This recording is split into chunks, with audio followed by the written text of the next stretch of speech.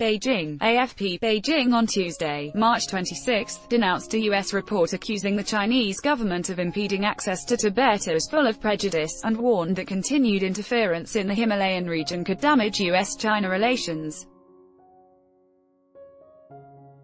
The U.S. State Department's report disregards the facts, is full of prejudice, and the Chinese side will never accept it, said Chinese Foreign Ministry spokesman Geng Shuang at a press briefing in Beijing. We urge the U.S. side to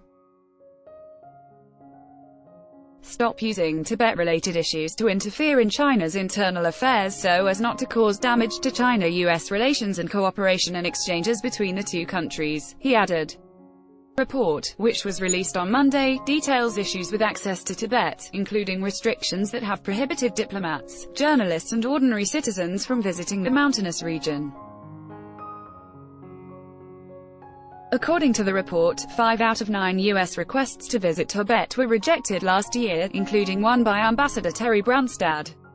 Beijing, which claims it peacefully liberated the Himalayan area, also stands accused of political and religious repression in the region.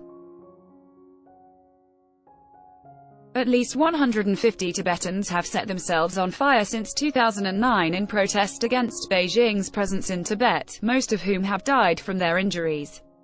But China insists that Tibetans enjoy extensive freedoms and argues it has brought economic growth. It has also defended restricted access to the region as a result of special geography and climatic conditions, and has said China welcomes more visitors to travel and do business in Tibet. The State Department report was part of the Reciprocal Access to Tibet Act passed by U.S. lawmakers in December. The law, which China has strongly rebuked, requires the United States by the end of this year to deny visas to Chinese officials in charge of implementing policies that restrict access for foreigners to Tibet. On Tuesday, Mr. Geng called the Reciprocal Access to Tibet Act gross interference into China's internal affairs that sends a wrong signal to Tibetan separatists.